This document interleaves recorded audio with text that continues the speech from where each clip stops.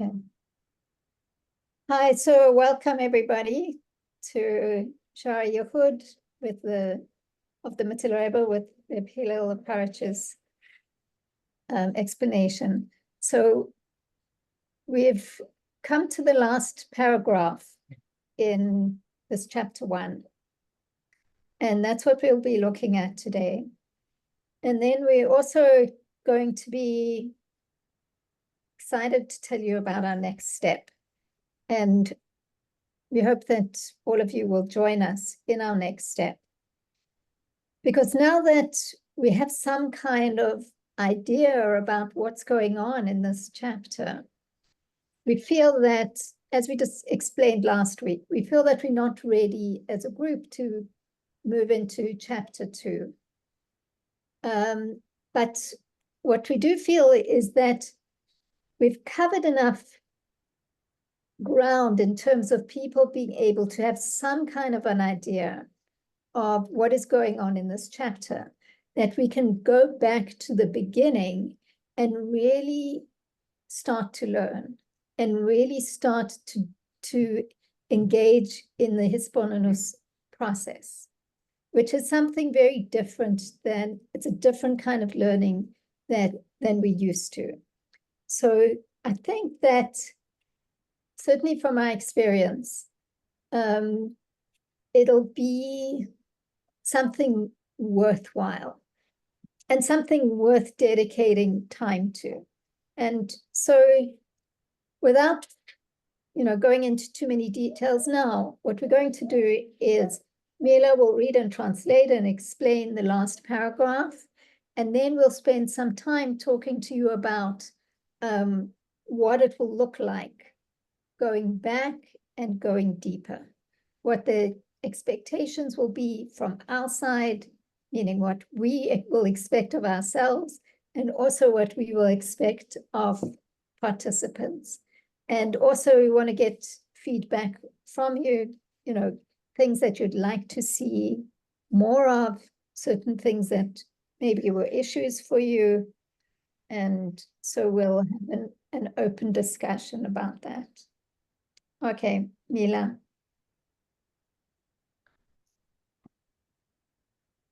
Yeah, hi everybody.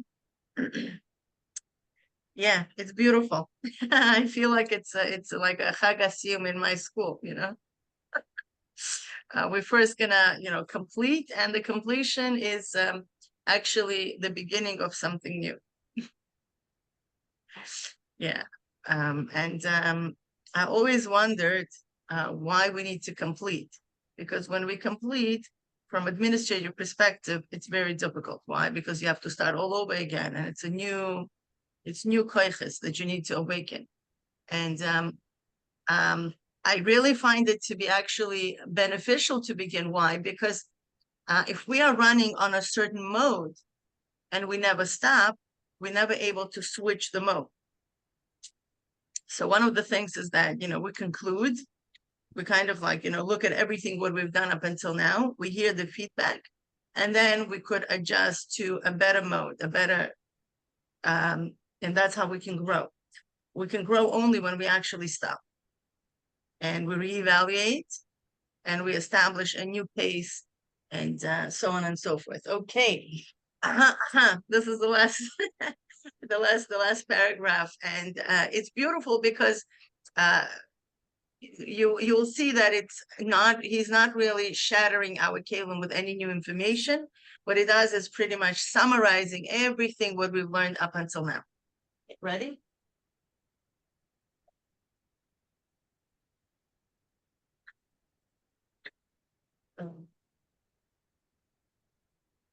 It's a little hot in New York. Rainy and hot. So I'm gonna share my screen, and we are on the end of page 301, 312, I'm sorry, 312. We are right here. And let me just, annotate. I don't know why we need to do this all the time. All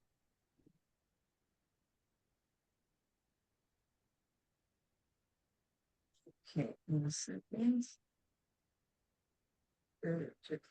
Okay. So we are right here. It's big enough, or should I make it bigger? You know what? I'll make it bigger. That's good. Okay. ונמצא, מובן מכל הנ"ל, and with everything, what we have up until now, שבחינת Iyun הנ"ל, that the aspect of Iyun, which was mentioned above, נקרא בינה שבבינה, is called בינה of בינה, שהוא המביא לכל ג' חלקי השכל, שלמעלה ממנה.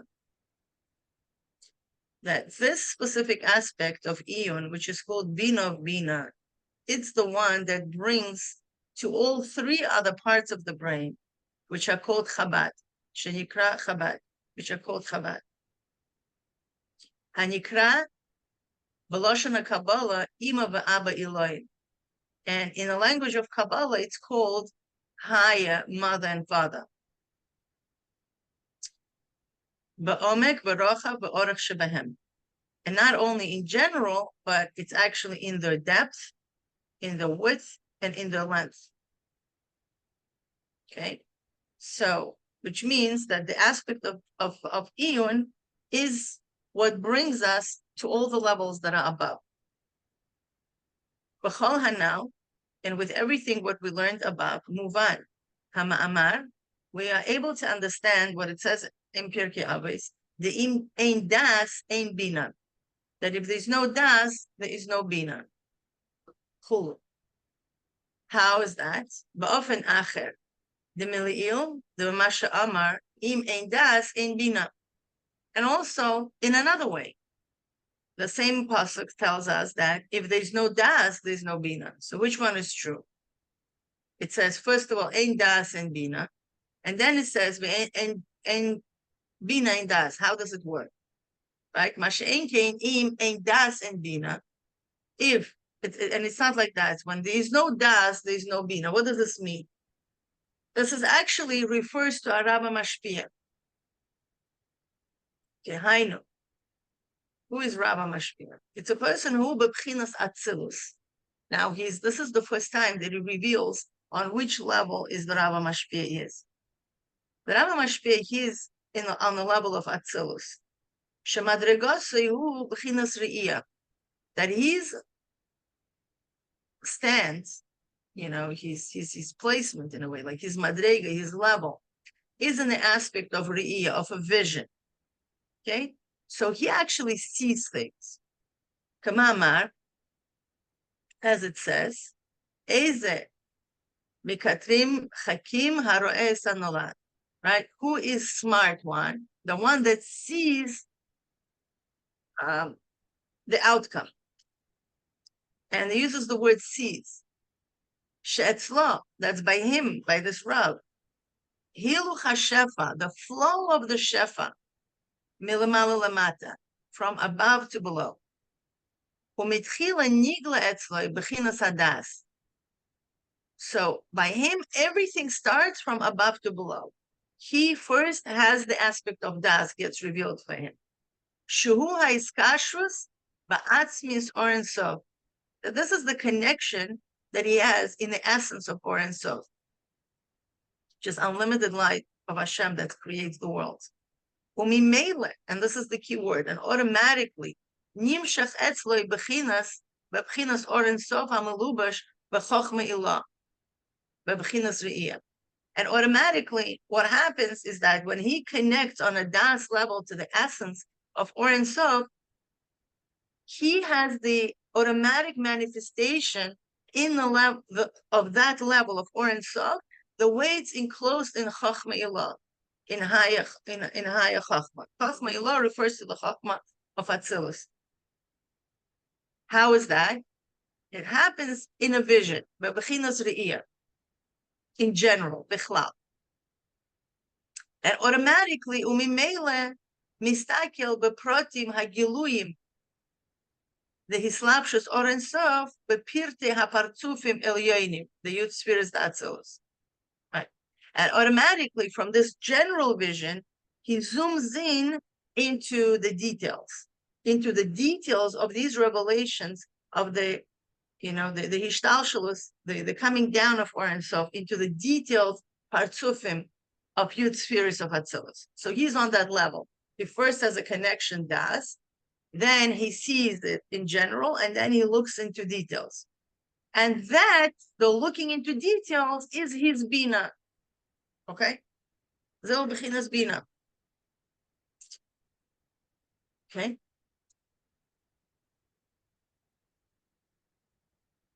We are right here.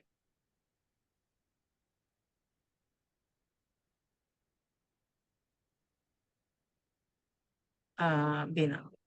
Okay? Kamuvor b'makom acher. It is explained in another place, the parentheses. She'etzei b'alei hariyah. Right? That those people who are visionaries, those that have visions, ba'alei hariyah, hanikrim einei ha'eda. Right? In another place, they actually call that they are the eyes of the congregation. The practice by them, hakol hu b'bchinas histaklus. They have everything is, the way they vision things that they stare at things. Okay, they don't process. It's not an intellectual process. It's that they look into something. Okay, and they stare. Rak shehachachma u'bchinas re'iyah. Why? Because the chachma, if they operate on the level of chachma, they are staring at things. Right? We learned about the chachma. Right? So we can somehow relate. If I want to sense the beauty, I'm going to look at it. I cannot sense beauty by closing my eyes. Right? Because it doesn't work like that. I need to look closer into whatever that is I'm looking. Let's say if I'm studying somebody's painting and I really want to evaluate, I'm not going to look at it and then close my eyes and I'm going to sense the beauty of it, right? That's ridiculous. I would have to look at it and continue looking at the thing so I can sense the beauty, meaning my relationship with whatever I'm looking at it is that I'm continue looking at it. Now, that's what it is by these Ba'alei Re'iyah. The same story. HaChachma u'bchinas Re'iyah. The Chachma is the aspect of Re'iyah. Bichlal, B'hislapshus, or in Sof, B'chachma Ilah. Right?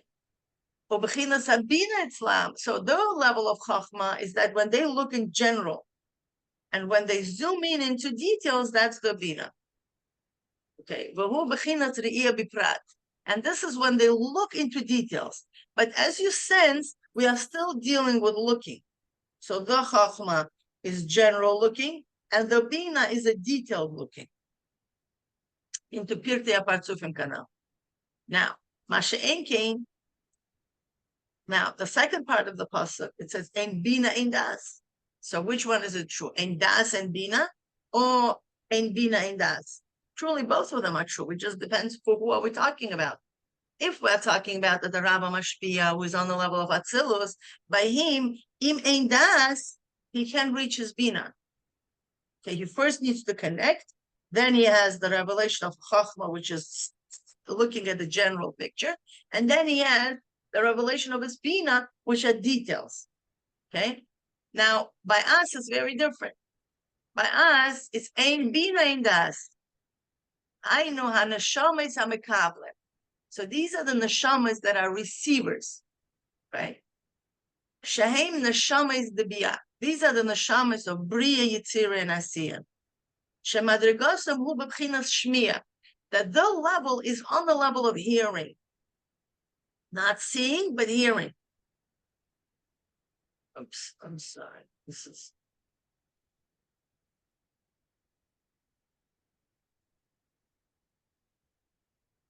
Okay, so the level is on the level of hearing. V'hasaga, and comprehension. V'hispilus min hasaga. And they get excited not from seeing, but they get excited more from comprehending, understanding. And this is also frumkeit tivis, and the natural frumkeit that comes with them. Mamash. V'zeu b'chinas nefesh ruach v'neshama. So this is the aspects of nefesh, ruach, and neshama. Okay. Animshach mebechinas barata yitzar techulu. So this is coming from the levels of Bria, Yitzira, etc. She'etzlam Hayilo, that by them, the flow, Shefa, the flow of the Shefa, the flow of the godly flow. Hu milamata lemala. It's from below to above. Okay, so we are working against the gravity. That in the beginning they need to awaken the Iyun. Okay, so now we know what Iyun is. Iyun is the inner aspect of Bina, and this is going to be a key word for our later chapters. Canal. Okay? And only then they come to B'chinas Hadas, Be'ilui Achar Ilui. They come into the level of Das, Be'ilui Achar Ilui. Why is saying Be'ilui Achar Ilui? Because there are two aspects of Das Tachton and Das Elyon. Okay? Ad Sheba Leb'chinas Ma'amik, until they reach into the level of Ma'amik, and we know that level. Lif'ol Omek de Chachmo Bina, to awaken the Omek of Chachmo Bina, to do what? Lahaskil Haskolis Chadashis, to actually conceptualize new concepts. Mimasha Shama Mirabai, from what he heard from his Rebi. Be'ilui achar ilui, le'ein shi'ur chulavadal, higher and higher in an unlimited fashion, and it should be enough for understanding. Okay, so from this we understand that we are working in a little bit opposite direction than the Hamashpia, right? The Hamashpia is up down, and we are working down up, which is not a big deal. We're used to it. This is what we've done all our life, and by us, he's, just summarizing that we need to awaken our analysis, our Iyun, and this is Pnimius of Bina. This is the inner aspect of Bina. And and that what brings us to all these beautiful levels which we discussed previously. Okay.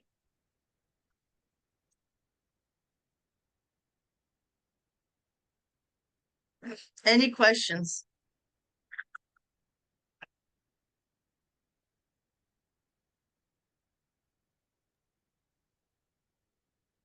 So I have a question.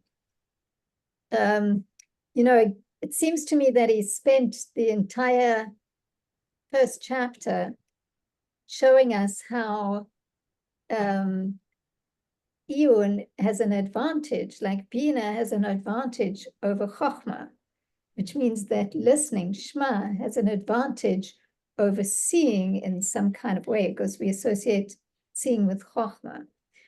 So in this paragraph, I understand what he's saying. He's talking about the Hamashpia and he's talking about the Hakabel. But here he does show you that the level of seeing is really higher. So and the Hakabel reaches that level. He reaches the mastery over above Chochmah. He explained us previously. That's why he says over here that he reaches the level of Ma'amik. This is the level of the Hamashpia, that he's able to reach into that gazing scene, basically. It climbs. Oh, amazing. Now I could see too. So he does come into the level of seeing.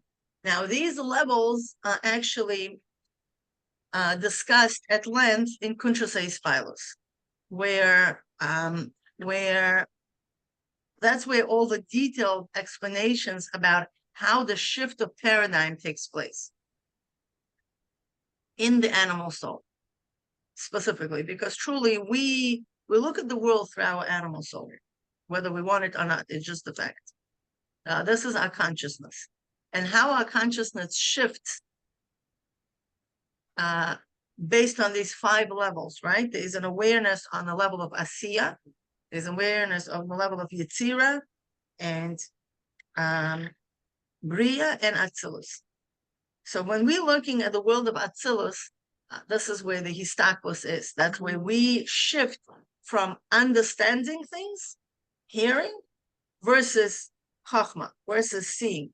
And this is where the paradigm shift actually takes place, is that we no longer use our brain faculty to perceive things, but this is already, because Chachma, it's that gate in between.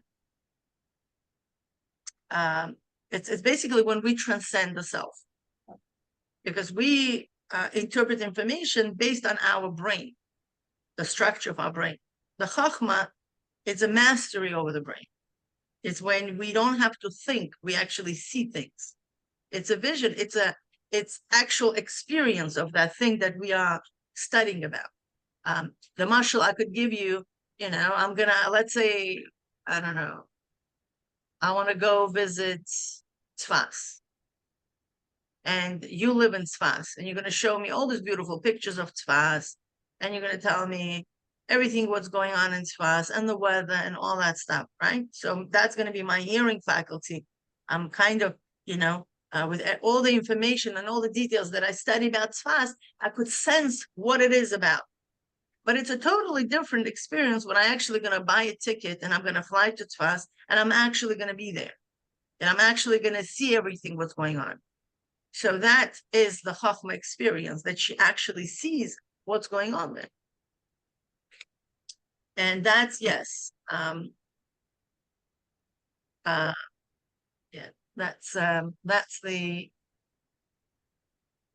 That's the experience, what we're talking about. So the Chachma takes you to that experience. That's where the Histaklis is. But so really, what we're saying is that if we do the Hitbonanot process, we should come to an experience of what we are learning. But you know what? In Conscious Pilos, I'm sorry for bringing this all the way up, but he describes there that sometimes what ends up happening is that people stop doing hisbonenus. Why? Because on the level of Bria, Hashem kind of gives us, we do hisbonenus, and then something which is called Moach where we stop the flow of hisbonenus. We separate ourselves from our Chachma and Bina, so-called. And the pasuk is given is about the man who wants to marry a woman. He has to separate himself from his parents. And he marries a woman and he has kids, right? So if we look into it, that's exactly what happens. We kind of separate from our Chachma and Bina. And he mentioned over here, the Chachma and Bina is our mother and father, right? And we're marrying somebody, right? We kind of force a conclusion, right? We force a bechein in our brain. And from that bechein, from Machdekatnos, we give birth to midas, right? And sometimes a person feels so comfortable in that setting. Like, I already love and fear Hashem. I already have everything beautiful. Like, why do I need to continue doing hisbonenus? So that's when they remain on the level of Bria, which is Shmiya. They're going to remain in that. Okay, so, but if they're able to let go of that, and go deeper into hisbonenus, not only they're going to transcend that and actually, move into a higher level of perception, right? There's no longer going to be shmiya. They're going to go into the level of re'iyah. And over there, it actually works exactly the opposite. The more I engage with my Chachma and Bina, the deeper my Ispailos is going to be. I no longer need to cut it off, meaning cut it short, and entertain that paradigm. I'm really going to shift into a new thing where I'm going to be so addicted to the hisbonenus process that the more I'm going to do it, the more it's going to reflect on my midas. So we, definitely, that's the advantage of the hisbonenus. I mean, these two contrasting work hand in hand, because one is talking about what to be misboinen on, and the other one shows what happens when you misboinen. So it's kind of a thing, but the Zrat Hashem will get there. So it seems to me that in the one model that we are used to, we tend to go from Bina down to Das and then to the emotions. Like, we take what we understand and we bring it down. And this model that we're learning, which is the Iyun process, is instead of going from Bina to down to Das, we go from Bina all the way up to Das and then to Chochma and all the way to Bina Liba. So in a sense, you get to the heart. Spina Liba must be connected to the heart because it's Liba, it's an understanding heart. So By you the way, get what to is the heart, yeah, but through a different direction, from yes, an up direction rather than from a down direction. because Bina Liba is a pneumius of the heart. If you did the Tanya of yesterday, talks exactly about that. It's about the opening of the heart, and he uses the same pneumius liquidus alev. You've noticed that? Uses the same levels of what we're discussing, because there are two kind of like There's Omka Liba. What is that? No, they talk about Omka de Liba. Yes. Exactly. So it talks about the two membranes that surround the heart, right? The same thing is by bris milah. There's an outer layer, and then there's a priya, the smaller one, right? And if a person didn't do it, so then they consider to be they didn't do the bris milah, actually. And this is the beautiful part, that in the heart also there's an outer aspect, and then there's an inner aspect that we are waiting for Hashem to remove that separation in our heart. So you're right. So we're not dealing with it directly, meaning head down. We're actually going up, going higher. Why is it? It's what you're bringing up, Maria, is beautiful. Like, it's very counterintuitive. Like, you want to bring it to your heart, work with your heart. You can't work with your heart because you're dealing with a lower light. Okay. You want to go higher so it reaches lower. Remember that discussion that the light of Hashem travels in two directions at the same time. So the deeper you go into something, it will deeper reflect in your heart on a deeper aspect of your heart. And this is what, bringing us that we need to reach all the way to Bina Liba to be able to unlock our hearts from, everything else was going on inside there. The inner aspect of the heart, Bina Liba. So, partly the reason that I asked this, I was thinking about it, but, as we're thinking about how to begin this process again and how to facilitate this process, because, in the classes that we've done, even though we've done 20-something classes, we haven't really been able to do any Iyun. We just really at the very beginning stages of doing Iyun, just trying to understand the external aspect of the words, like literally the pshat. But our goal will be, as we go over it, would be to really go deeper and to try and see what that means to go, to go up, to go into the rochav of Bina, to go into the oimek of Bina and higher. That really, for me, is the goal of going back to the beginning. Yeah, sure. Up until now, we pretty much, it's a first glance. It's called skira achas. We just closed our eyes, held our breath. Okay, let's read it through. What information we have, right? What's going on there? And it's beautiful because we've learned a lot. We definitely learned a lot of details, understanding certain things. I'm sure, I learned a lot from reviewing it. Although this is I don't know how much, one of the, very frequently visited chapters. And I guess would be amazing if we will hear from the participants of this course, if you could share, what did you gain from it? What did you like? What we should be improving on? If you don't want to say it openly, you could, send private messages or whatever. Well, we'll Bezrat Hashem prepare a form for everybody to fill out, where you could really, so we could gain information and see what we can change, what we should change, what actually did beautiful and you want to continue it. So for us with Naria to shape our future classes on this subject, we would need, it would be really beneficial for us to know this information.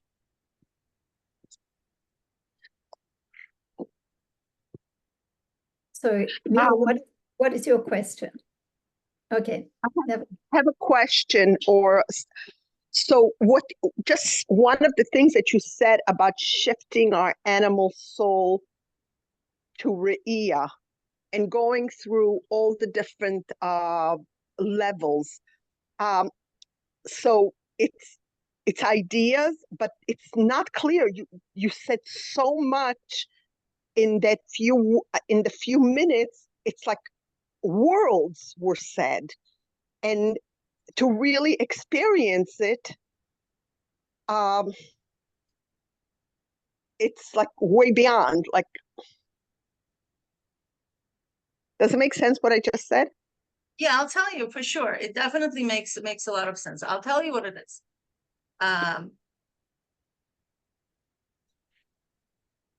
Okay, so what is perception?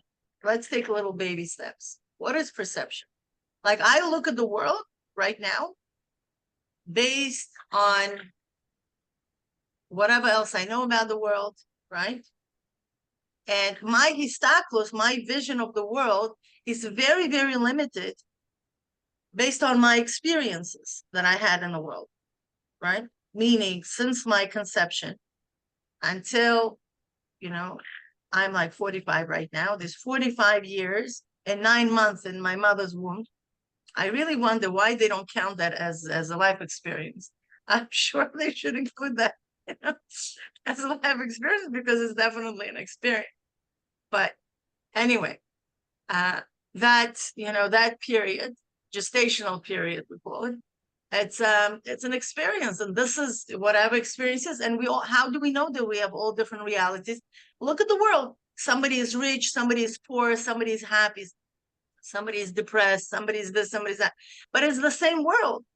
How come that all these people have different experiences of the world? Just go out there and ask, who likes to live in Granites? Okay. You're going to have people, oh my gosh, I hate this community. This community is so and so. And then you walk around and you see people like me. Oh, I love this community. This is like my home and it gave me so much. How could it be that the same Granites is the same Granites with all its, schmutz, with all its blessings, with everything else? How is it possible that somebody has mina katzeh lekatzeh, we call it, right? It's like, what's going on? It's all based on perception and experiences. So now, our life, up until the age of 7, establishes a certain kalim, a certain, what do we call it? Neurological connections through which we experience the world, whether we want it or not. Or that's why parenthood is very important. We determine what's good, what's not good. We take narratives of our parents and we reflect it in our life. Okay. And then we create our own narrative of what we think the world is. Okay. So now we all agree, it's exceptionally subjective. It's subjective to who I am at this given moment. Now, it doesn't matter who are we going to blame for that. Okay. That's later on, right? Now everybody blames the parents for things.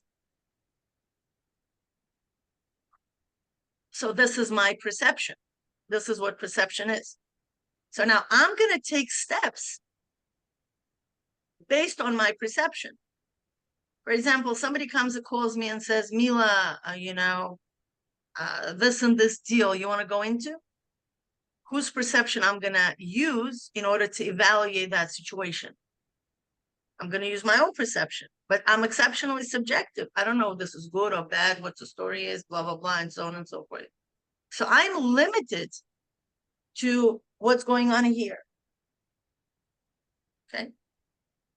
So now, this is called das tachton. Okay, this is the lower das, meaning it's me, and I already know who I am. I hope I am, but whether we believe we know who we are or we're not, we know who we are because we take actions based on, our preferences. And our preferences are based on our, perception. Now, with that being said, what we are learning right now, we are engaging with Das Iyun. Okay, we are engaging with what's Das Iyun? Das Iyun is God's perspective. Okay, so God's perspective It's the ultimate objective perspective out there, because all of you are subjective to your own things. Okay, so when we are working with something holy, within the Torah, and even within the Torah, we're talking about Chassidus, right? And even within the Chassidus, we're talking about the, works, like fundamental works like this, which we are engaging with Das Elyon, okay, with the ultimate objective source out there. So now, when we're engaging into this,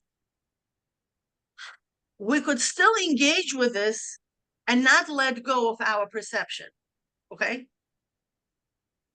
You understand? Meaning I'm taking a bits and pieces of this and still digesting it through my system. Okay. That's what we mostly do. Okay. This is when I am a Metzius and I remain a Metzius and I remain who I am. Hopefully this knowledge is going to trigger enough curiosity in me where I will say, wait a minute, Mila, I want to let go. I don't want to remain captive within my own perceptions. I want to embody that perception into myself. This is what avoda is. Avoda is that I don't care what's going on within me. All my, whatever it is, limitations, traumas, perceptions, and all that. I want to embody, meaning within my body, I want to embody God's perception. This is where the Geula happens. When I actually reach that objective. Okay. And in order to do that, we need to learn. What is God's perception? I don't know. And by the way, this week's Parsha is Hanan, last week's Parsha. It's a gorgeous Parsha. Have you read it? I think 90% of Chassidus, Davar Hamaschil, of every Chassidus is right there. There's a Shema, and then there's Vayadata Hayom. And what is not there? I was doing my chitas and I was like, whoa, what's going on? This mimer, that mimer, this and that. Wait, in that mimer, Moshe Rabbeinu shares the God's perception with Bnei Israel. Okay. And it's like, come on, you are the only nation. This is what Hashem wants from you, And then yet we still might have complexes of inferiority. Are we worthy? We're not worthy, with this, with that. So this is how we, internalize the truth. But this is, the Das Elyon. The question is how ready we are to let go of our perception and embody, the true Das Elyon. This is a part of our, big avoda. And how can we, because God's perception has a lot of opposites, right? Because God is not limited by this world.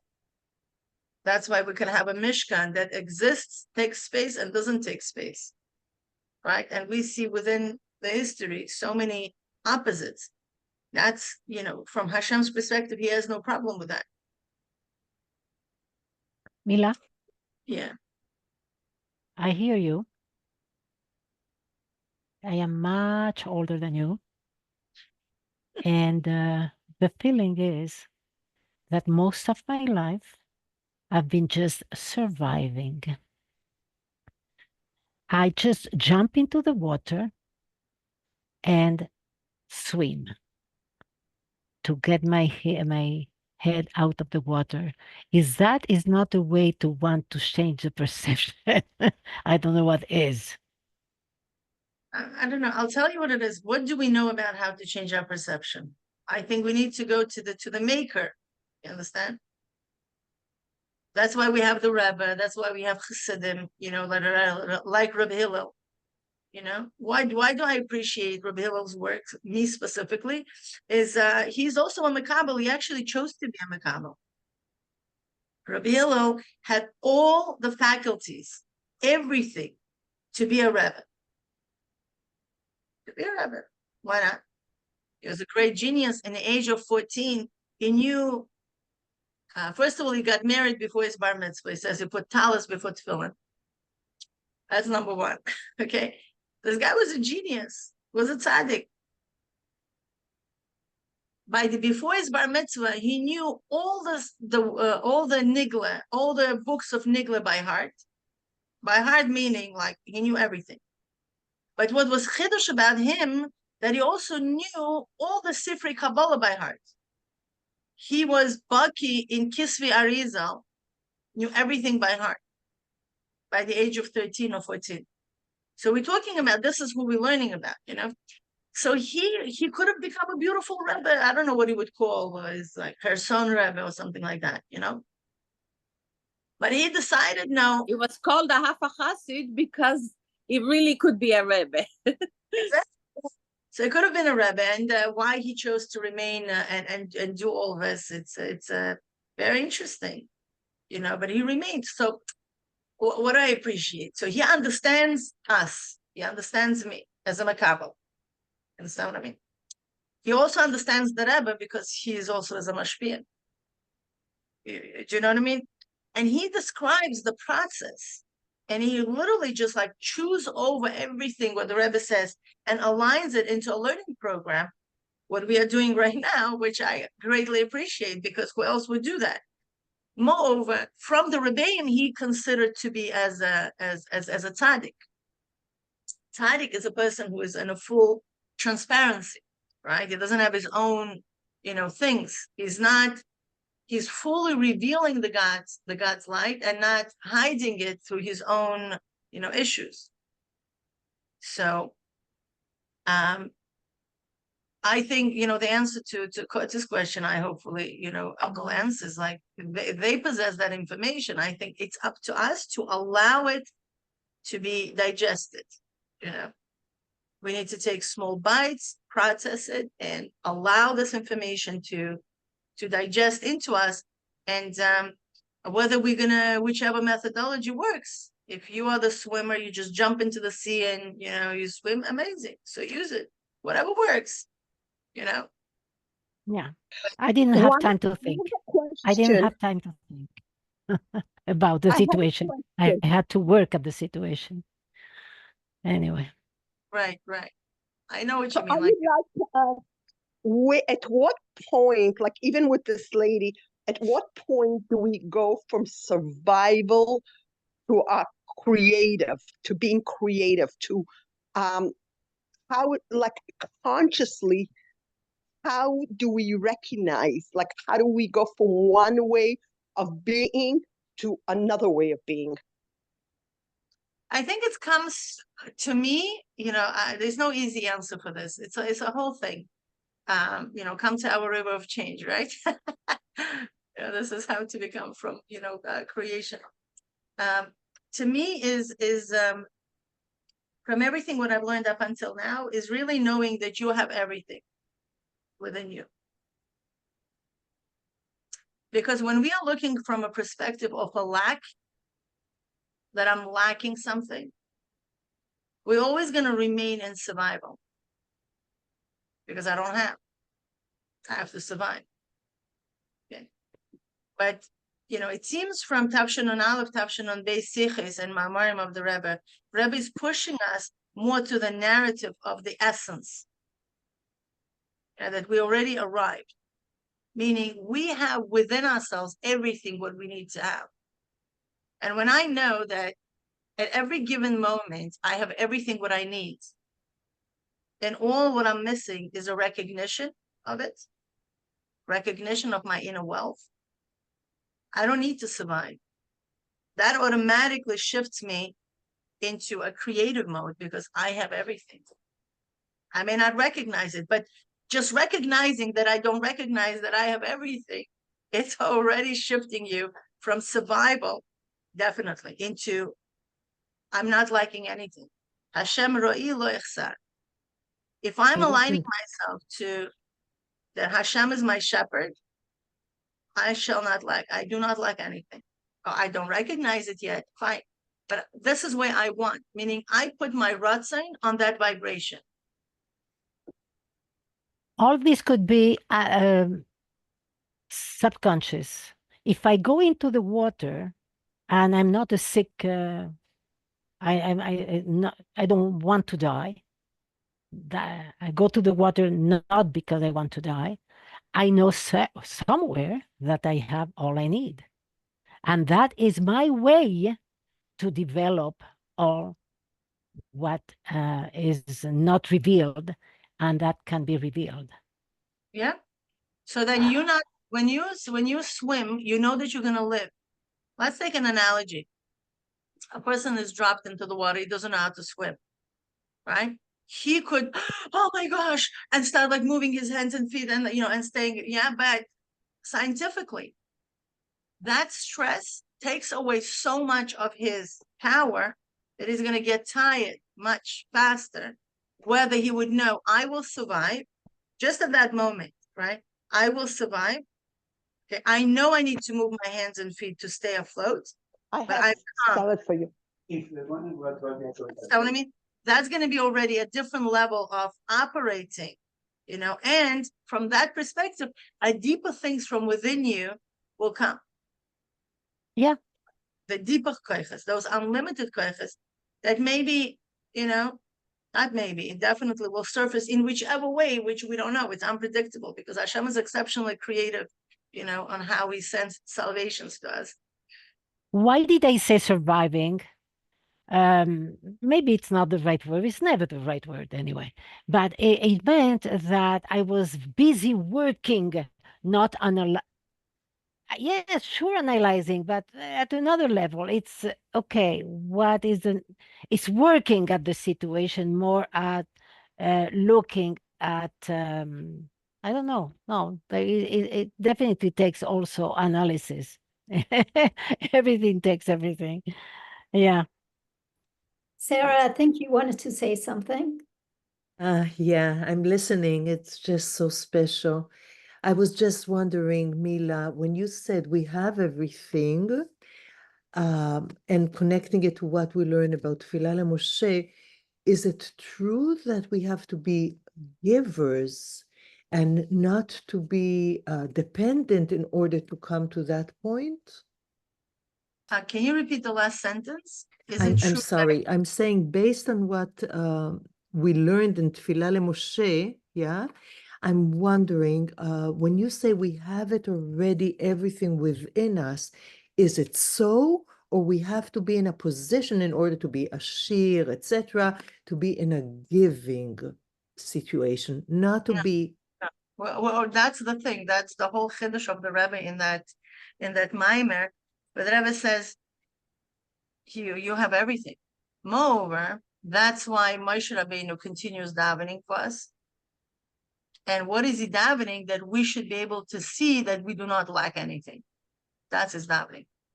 So from this, it's a phenomenal thing that we really, truly do not lack anything. What holds us from realizing what we actually have is our perception. That we so dearly hold on to, we don't let go of it. Wow. Because this is the only, what do we call it? Like hard floor, that we could stand on. Can you repeat it? Can you repeat the last? It's like a hard floor, hard floor, hard floor. That if without that, we would feel so insecure. That's the perception of Nefesh Abahamis.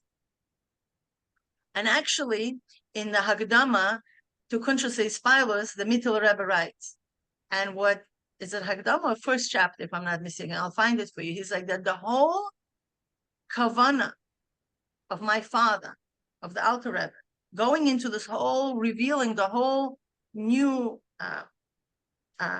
way, right? It was Nashama Chadasha. By the way, if you look at it, the Alter Rebbe was new soul, and he was the soul of Atzilus. We all know that. That was revealed through our Rebbe. Why was he a new soul? Even souls get stuck up in their positions. You understand? If a soul already came into the world, she gets so-called contaminated by the perception of the world. You understand? So the Alter Rebbe had to be a totally new neshama that had never descended into the world to bring whatever revelations the Alter Rebbe brought. Like, can you believe this? Forget about the body. Forget about animal soul. Even the godly soul could get stuck in, you know what I mean? In certain things. So now the funny part is like we're looking at it, it's like, look at the Alter Rebbe, these all beautiful big souls that came down. Who are we?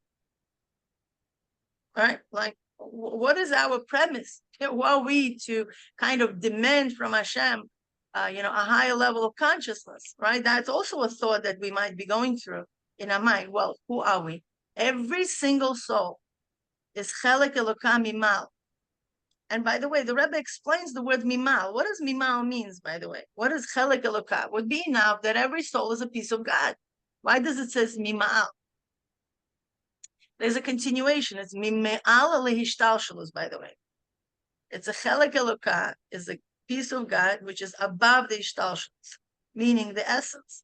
So if we are literally within the essence of God, this is our true identity, right? So we're just not aware of it. This is our subconscious. So how are we bringing our subconscious makeup into our conscious mind? This is where the avodah is.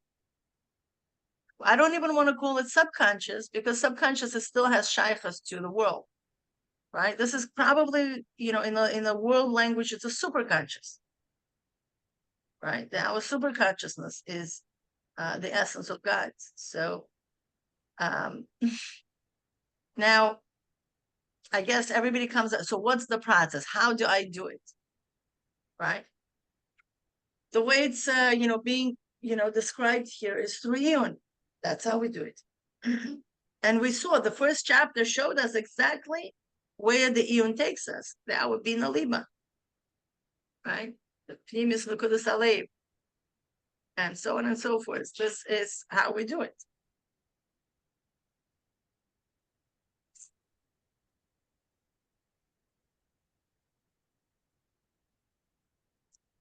So I think maybe we should more focus on the, to be a little bit more practical, right, than philosophical.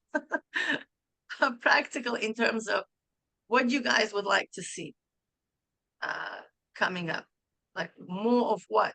We did a lot of things, right? We had, let's break it down. We had worksheets. We had diagrams. We had also those who joined Naria on Tuesday class. They did some experiences of his bonanus, Now, like, what's the calling of your heart? What you learn the best with. So this will help us to do more of that. So experience is the best. Just what you shared with us now is really amazing. There's still a lot of things that there are words, but I'm like, it's again, they're huge words. Like the lesson we did 3 times ago, which is the Iyun and the Yesh. It's so huge, so beyond, like really what all that means, and how do you get comfortable with being an Iyun, and is it a conscious thing or is it subconscious, and how do we bring it into everyday life? So I'll tell you, Tzipi, I'll answer you like that. We want to stay away from das Tachton, right? Meaning in the Sikha, that we learned all the way by our introductory call that we had, it's about where the Rebbe shares about Avodah Samoichin, why we need to do Avodah Samoichin, so on and so forth, where it talks about Keni, Knizi, and Kadmaini. The Rebbe says over there that there are 3 stages in general in Avodah. One is called Avodah Samidis, right? Meaning a person actively works on his midis. And this is what we did up until the revelation of Chabad Chassidus, right? And that Avodah Samidis, I'm sorry, I have like this cute chick who really wants to show on a camera. He's like coming to me. Okay, so we have this Avodah Samidis, right? These are our midis that work on, that's the conquering of the land of 7 nations, right? This is what we did for all the years since we moved into Eretz Israel. So that's beautiful. Now, what do we do next? Then the Rebbe says that there is something which is called Avodah Samoichin, right? This is already beginning the conquering of Koenig, Nizi, and Kadmoini. But in order to purify the emotions, right? Remember, like, I want to make it practical. What is emotion? What do I do about it? How do I apply it in my day-to-day life? Okay? This is Avodah Samaychin, but we want to bring it down. Then there's a level where the Rebbe says it's Avodah Samaychin bifnei atzma. It's really learning about Hashem just for the sake of knowing God. No application. Can you believe this? So now that makes us a little bit uncomfortable. What do I do with this knowledge? How this knowledge is going to affect me? We don't need to worry about it. It will affect, I believe that anybody who is sitting right now in this Zoom room, I'm sure you already see the manifestations of everything what you learned in these 22 classes, 21 classes, that there is a little shift, I guarantee you. I don't believe that anybody went through everything what we went through in these 21 classes and remained absolutely the same, unmoved. I don't believe it. Now, it was not a conscious, it's not something that you directly said, oh, I learned this and this and this and this chapter. Now I'm applying it in my life. It's not a conscious thing, it's subconscious, right? And this is what we want. The Rebbe says that the midas are going to be automatically elevated, and that's sicha, that we don't need to worry about it. We don't need to worry about our midas. The midas are going to be elevated automatically. And this is not my words. This is the words of the Rebbe. And so I don't think we really need to force our brain to come up with a b'chein, with a conclusion. How do I apply? Don't worry, it will be applied. All what is necessary of us is really delve into, this process of Iyun and leave the application to Hashem. Hashem is going to take care how is he going to apply it in our lives. And it's guaranteed, because remember, the light of Hashem travels in both directions at the same time. The deeper we go into something, the lower the concept and application will come on their own. You don't need to worry about it. Like, it's not something that we need to do manually. Can I say one thing about that? Yeah. What you said 100%, but sometimes when I'm in a situation where normally I say, oh, everything's falling apart in my life, and then if I can remember, I say, I bet I'm in an Iyun. So it gives me whatever it is. So that's how close I get. At least that I bet I'm in an Iyun. So then you'll be okay. Then they're wait, no, I'm going to say it one other way. A lot of people have the experience of their children go to camp and they call home and like, I want to go home, get me out of here. I used to do that, right? Get me out of here. And I realized, probably you arrived the first day and you're in an Iyun. It's just like, oh my, there's nothing. You left a canvas at home of full colors and now you're at this blank canvas. And it can be very frightening. But if you realize you're in an Iyun, then you realize it's going to fill up in the most incredible way, because you're looking at this incredible space that feels horrible, but watch how amazing it becomes all summer. At the end of the summer, you're not going to want to go home. So that's as close as I could get to the Iyun, but it helped me a lot just in that. Now, maybe I got it wrong, but that's the idea, feeling like maybe I'm in an Iyun, don't get scared. Yeah, you would definitely, listen, we're learning about these things, so we could definitely apply this to our, but it's not something that we need to be like forcing it, Based on what I think it was Saratova, if I'm right, but based on what she said, she understands today that then she was in a state of Iyun. But when you have a child that is going to camp first day and complains to you, you can't tell him he's in a state of Iyun. How do you handle it then? Why not? You could talk to him. I think children in our generation, the Rebbe said, right? And they'll recognize God first. I think they have more relationship with God. And I speak openly with my kids about these things. They think probably that I'm crazy, but that's fine. Not all of them think that, you know what I'm talking about? Like, it's, for example, when my son lost his tefillin, who remembers that whole saga? Oh, yes. So I really had to go through them. I was like, you already have your tefillin. This is what I use. I use this openly as a strategy. He thought that I was nutcase. You know, he just turned 20. He thought that I was like, I told him, okay. So he said, what do I do? I told him, okay, so just sit, relax. Do you feel your tefillin in your hands? He was like, yeah. He was shocked. I thought I'm going to give him the numbers of, I don't know, Prime Minister of Israel, you know, to call Bibi and say, I lost my tefillin. And I told him, like, do you feel your tefillin? He's like, yeah. I was like, do you feel like the weight of your tefillin on your hands? And I really had to work. We worked like for 5 minutes. But he's like, but mommy, you know, I told him, relax. Just, can you feel it in your hands? And then that's it. And how Hashem gave it to him, it was a whole miracle. How this Bedouin drove back and he literally received it. You know, he wrote to the Rebbe. He did also other things. And then he wrote to the Rebbe that I want to daven tomorrow with my tefillin. That's it. And he davened actually. That's it. He went to sleep. And in his sleep, Hashem delivered him his tefillin. I want to know how confident you were. 100%, 95%, 110%. I was very confident. I don't know why. I was really calm inside. I knew that he's going to get his tefillin back. How? I have no idea. But because in our essence, we have everything. We really do. He already had his tefillin. He just had a concealment, you know. I know it sounds crazy, but this is what essence is. Essence, you have everything. What are you missing in your life? You already have it. You're missing it because you're not aware of it. Wow. That's so powerful, Mila. Thank you for sharing that. I don't understand exactly what you mean, but we have everything.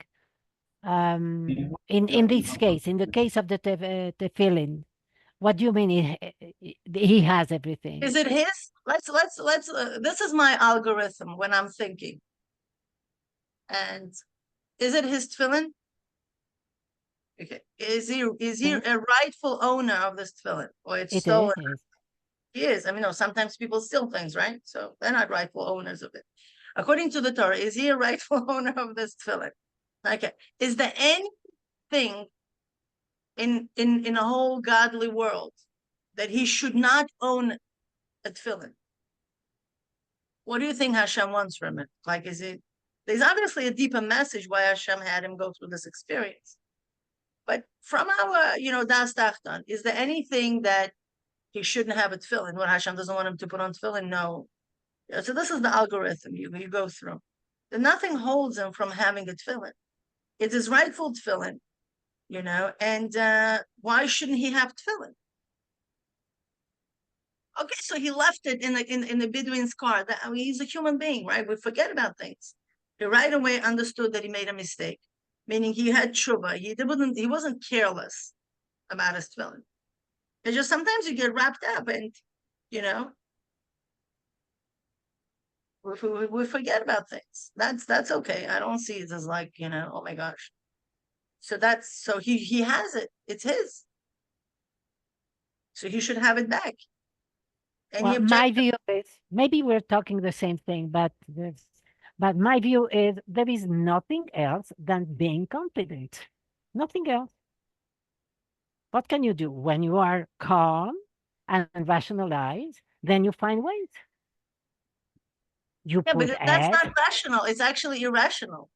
Because rational tell you, if you look from the world's perspective, well, things get stolen. He's a Bedouin. He's a Muslim.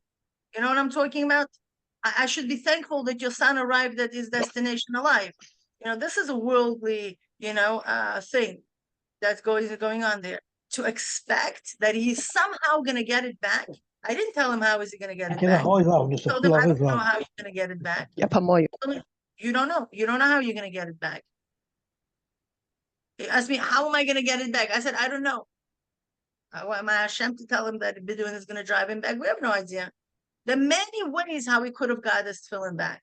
We did everything. We sent out, probably half of Israel received that message. I'm telling you, definitely all the Bavishes with his photo saying that the tefillin was stolen, meaning we did. but there are Chateva things. I reached out to many big guys out there who have like thousands of people on the, WhatsApp groups. This message was sent out. Like there was no Israeli guy who I knew who I didn't send this to him to send it to somebody else. It was like viral. It was on Facebook and many groups and so on and so forth. And you know what? This is not how he got his tefillin back. We didn't get his tefillin through networking. Nothing. But this is what I was able to do. What am I going to do? Fly to Israel now to look for his for this Bedouin guy, like with the picture. We didn't even have. We only had his first name. I think that's it. We didn't even have his last name. We didn't have a picture of his passport. Go figure it out. People were laughing at him when he came to police. Police in Tzfas. You know what I mean? And we're like, forget about your tefillin. And he came and says, Mommy, they say me like, forget about my tefillin. I said, you don't believe what they say. You have your tefillin on your hand. You felt it. It's there. That's it. And he came. So it came through Hashem awakening the consciousness of this Muslim Bedouin. By the way, he was also a mensch. They were very nice together. They spoke, meaning like, it wasn't dismissive of him. They actually took a photo together. On the way to Tzfaz. They spent 4 hours together. So there was also a friendly relationship there. But you know what? If we wanted to screw my son's tefillin, they could have just thrown it out of the window. That's it. Okay. I guess Positive mind.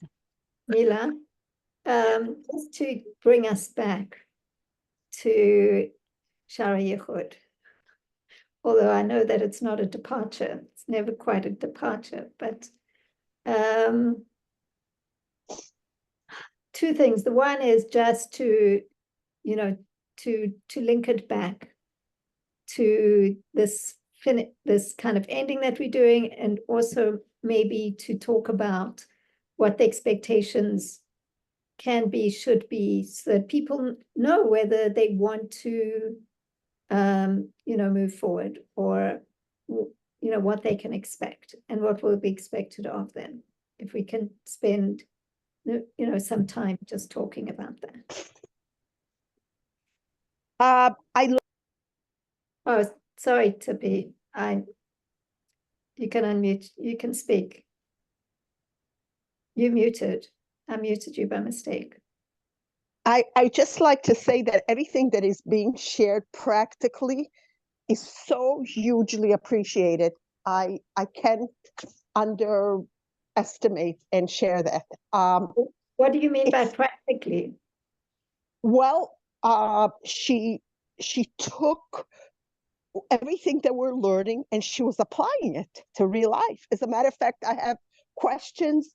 Does everything that she shared, how does that also apply to things that we don't have yet? Let's say when somebody's looking for shidduch, and if we have it all, do we sit and meditate and really try and feel ourselves, or for my kids as them being married, how do we do this boinenus on that? Because these boinenus, it's in many aspects of life, also like for somebody who needs like a shirus and on everything, like whatever it is. The whole idea is these boinenus in term and mekasher ourselves and go beyond just that distinguishing, going into a state of re'iyah. There's a lot. The hisboinenus is many, many levels, and it sees like Baruch Hashem, Mila has been not only studying it but applying it. Yeah, but Tzipi, it all comes. You can't digest on an empty stomach. That's what I'm trying to say. You know what I mean? Like, what does that mean? You can't digest on an empty stomach. That's when you digest the best. No, but then you need to eat. Digest. Got it. Okay. It's like you can't do his boinenus if your head is empty. We're not talking about Western meditations. On Western meditations, there's something which is called transcendental meditation, is that when you completely empty yourself out.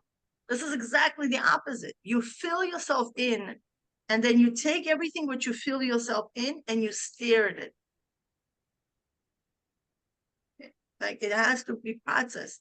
So that, and we all know what's with digestive. We have 32 teeth, right? Hopefully 28, 30, depending if your wisdom tooth has grown.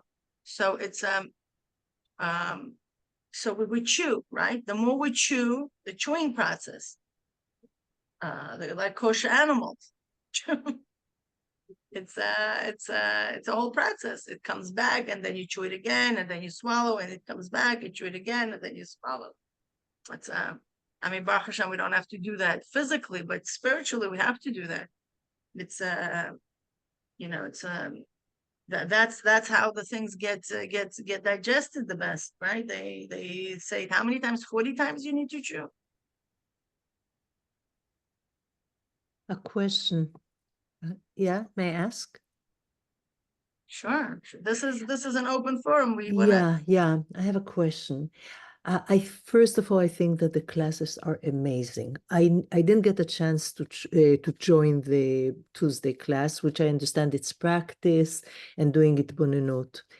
I feel to myself that I would be unfair asking for making maybe do it bonenut during the class.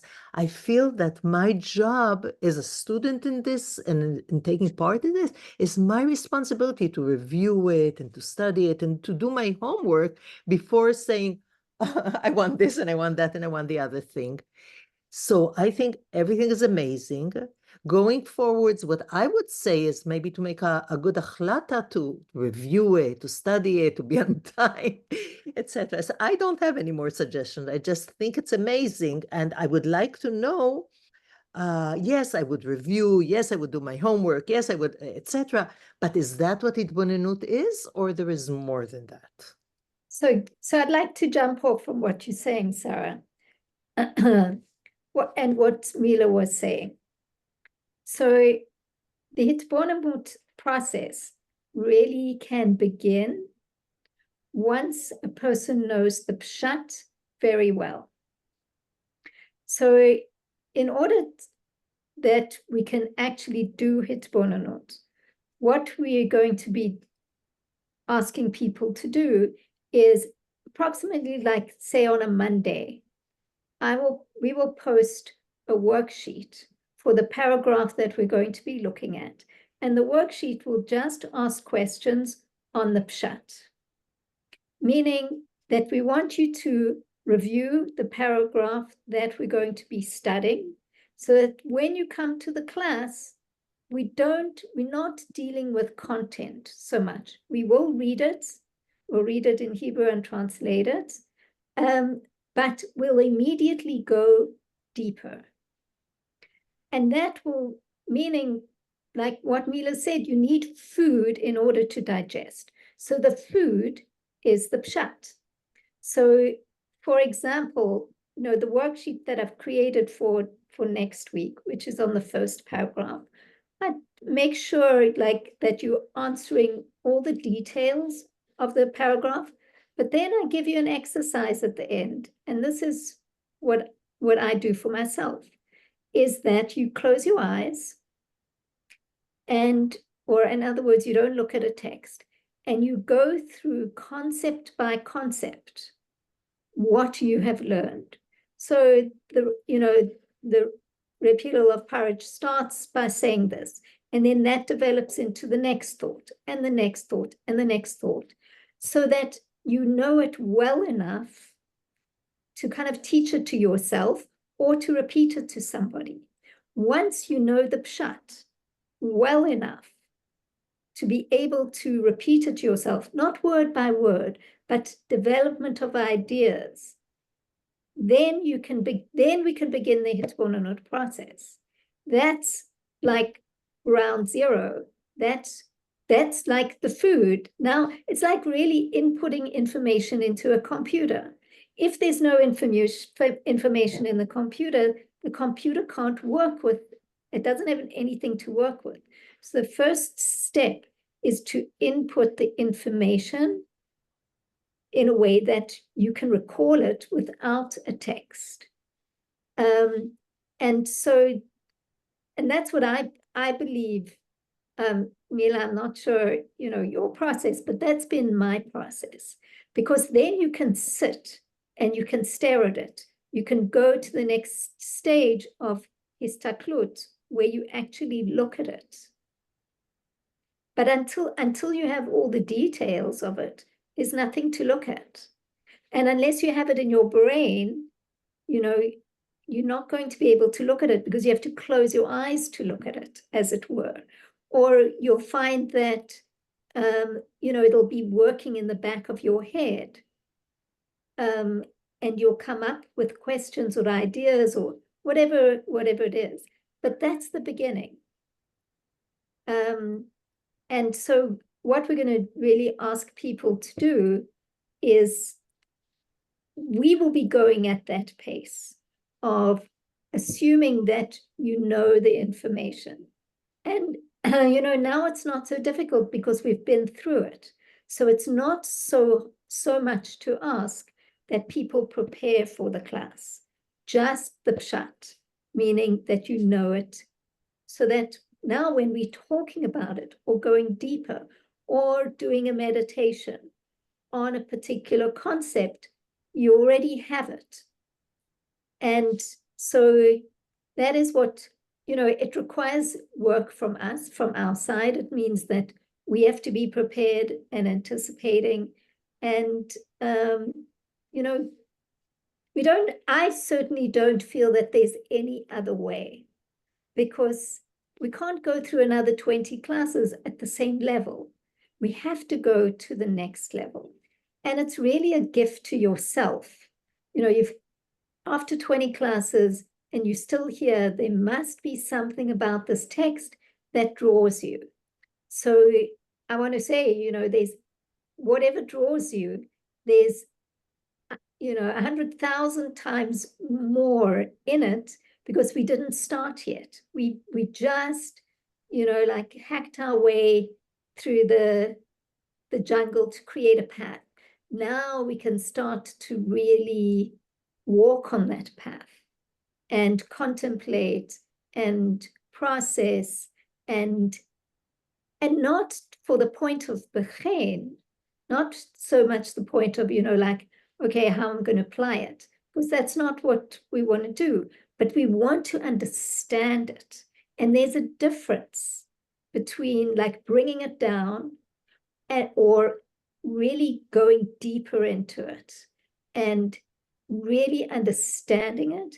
And look, I don't know, for some of the people in the Tuesday class, certainly I had this experience in the Tuesday class, where it's no longer a concept anymore. It's an experience. Something opens up, and you're not talking about just these words on a page. It becomes an experience, and you can't even, then you go to that point where you don't have words for it, because you just know it. You know something. And I think, this is the aim. So in order for that to happen, we want to put out a worksheet on the Monday, so that you have the whole week to do review, and everybody at their own level, however they want to, they're different. And then in the class itself, we'll go deeper and we'll do meditations on various ideas. And we want it to be more interactive and more active. And so for those of you who can put your cameras on, we really will be asking that you do that. It really helps us to see people, to see your reactions. It's very hard to just look at a blank screen. We don't know if you're fully focused, or even, it's like talking to somebody with your eyes closed. You don't know if you read people's faces. Somebody's smiling, somebody looks like they're confused, or they look like they're bored, or whatever it is. It's very hard for us if people are not on camera.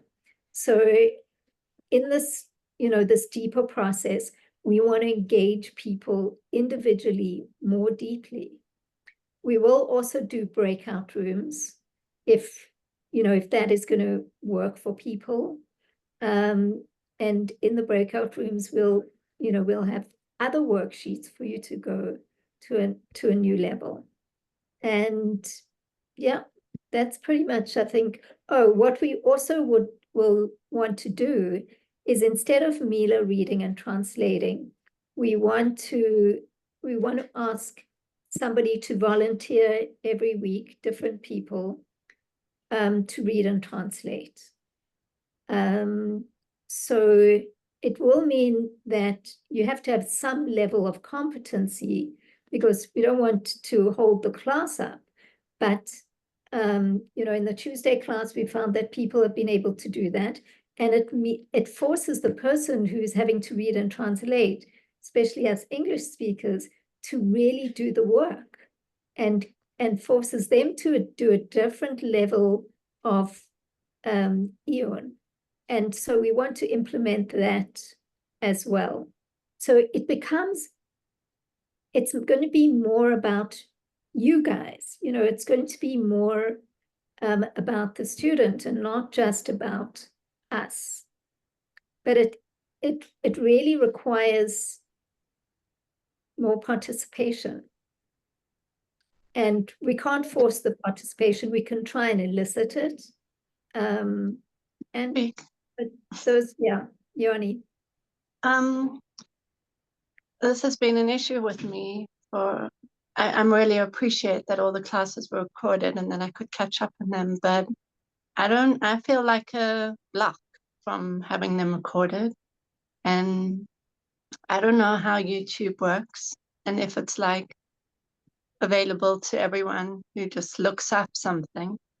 So I don't really want to share much intimate stuff. And I don't think this was the forum for it, but that is what I would like in the future classes. My son's just started playing drums. I'm just gonna Okay, we can't hear it. Okay. So like going forward, I would really like if it was more, we going so deep, it would be much nicer to have it like more intimate, and maybe there's a way to make it available just to the class, the people in the class, but I don't know how that works. Well, it is currently only available. The YouTube is not public, so it's unlisted. If you could see, if you just visit our YouTube channel, you're not gonna find anything. It's okay, I didn't realize that. Yeah, I mean, it is an important point. So somebody asked about the Tuesday class. So the Tuesday class is not going to exist anymore, because we're starting the equivalent, on a Sunday. But there, I didn't record it for that reason, because there is something about recording that can inhibit people a little bit. But given the situation, we try to weigh up, as it's not available publicly. It's only available to people who have the link. So, yeah. I was thinking maybe, Naria, is there a possibility to, because there is a chance for people sharing the link with somebody else. Right. So maybe for the time where people are sharing, we could just stop a recording. We can definitely pause recording.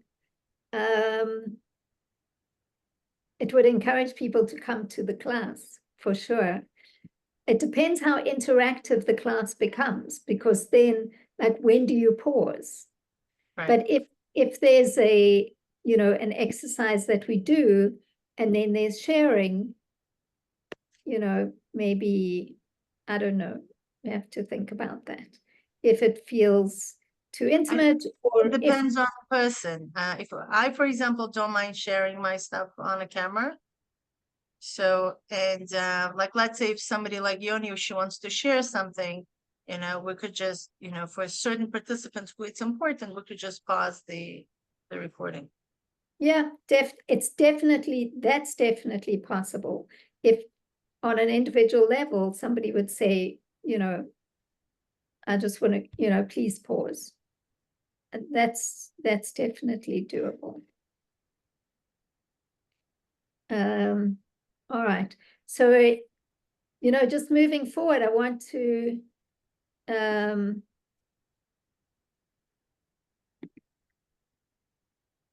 just ask somebody, we'll be starting again next week from the beginning, and we will put on the WhatsApp group, we'll put a worksheet, as I said, just to start the process.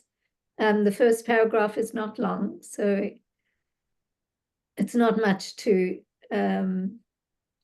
really review. It's not a big deal. And I'd like a volunteer to do reading and translating. Somebody who wants to commit for doing that for next week. I would love to try. I'm sorry, I always have white K on the thing, but I'm Yehudit Kavitsky. Okay. And can you be on camera? Will you be able to turn your camera on? Yeah, I'm sorry about the camera. Many times because I have issues in my back. I'm just lying down. Right now I'm sitting, and but for the reading I will be on the camera. Okay, great. So you're a little bit familiar with Hebrew? I am a Hebrew speaker. Oh, you're a Hebrew speaker. So then, okay, no problem there. Okay, wonderful. So Bezrat Hashem, you'll do the reading and translating next week. And yeah, I personally am very excited about this process, this journey, taking this journey, because I feel that we can really start to learn, and Mila and I can really start to facilitate. We can really start to, to do something. Bezrat Hashem. Naria? Yes.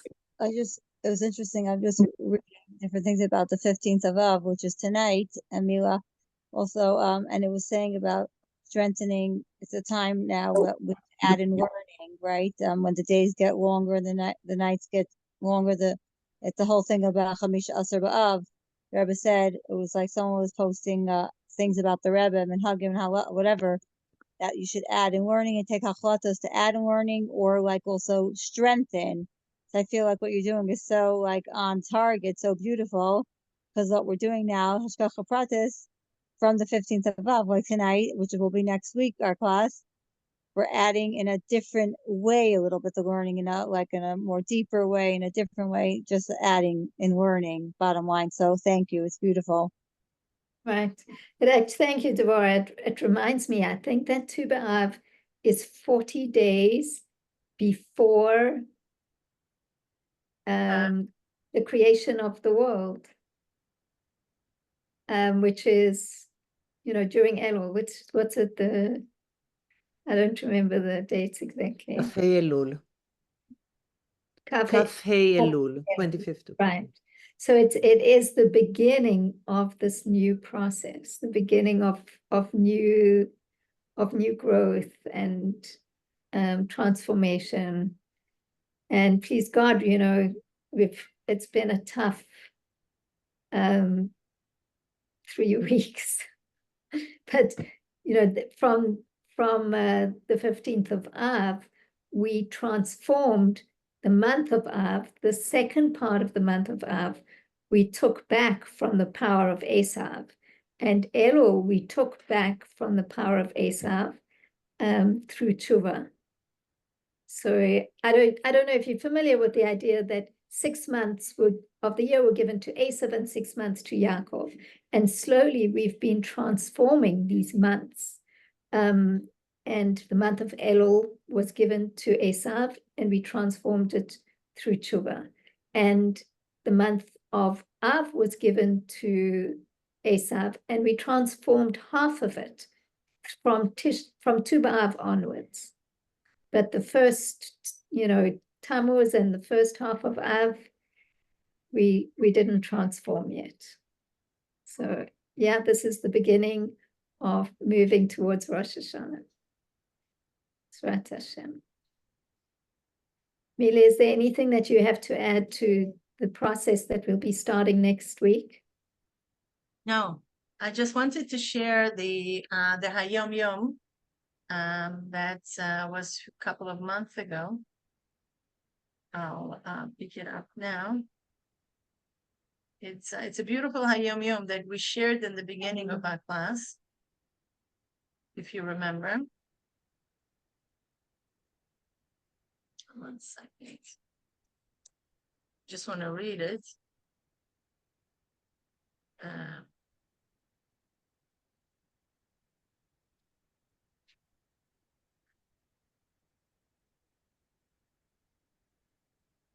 Oh, here we go, right?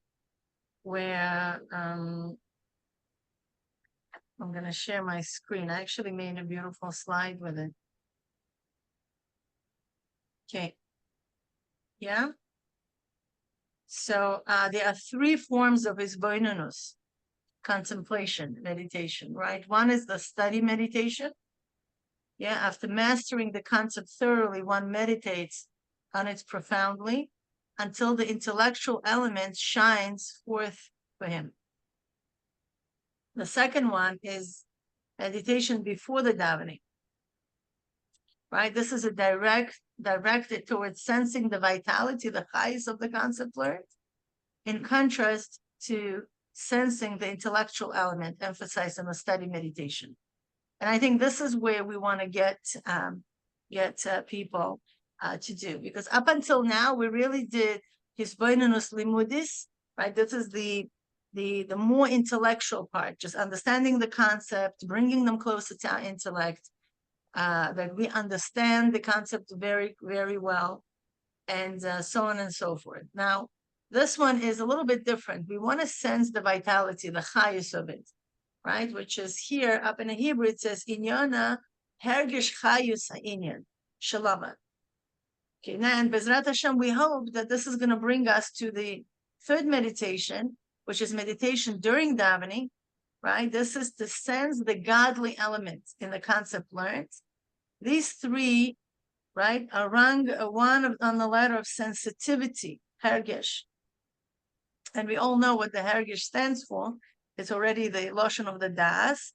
It is only by God's kindness towards us that we may occasionally sense godliness spontaneously, without any avoda at all. This comes about by virtue of quality of the ultimate essential godliness within the soul, because we are, have Hashem within us. But for avoda, by one's own effort, however, these three forms of meditations are essential. Okay, so I think this is, where,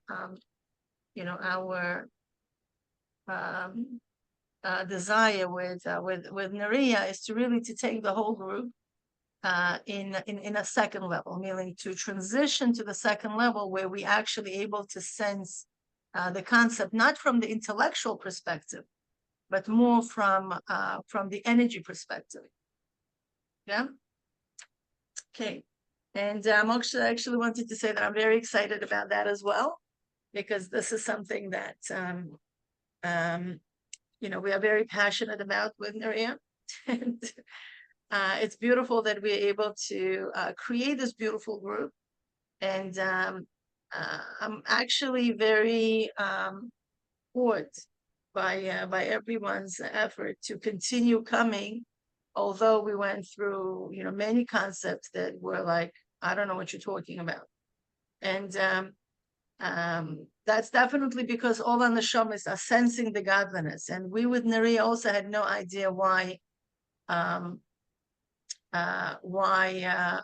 we stick to it, right, Neria, for all these years. And back then, I remember we coming from our teacher Masud, completely like, okay, I don't know what the guy wants from us, but for some reason there was something exceptionally attractive in this text. and we stayed forever faithful. So beautiful. That's basically it. Thank you very much for participating and challenging us with all the beautiful questions. Thank you And very much. sharing. We'll see you next week. B'ezrat Hashem. B'ezrat Hashem. תודה רבה רבה. בבקשה.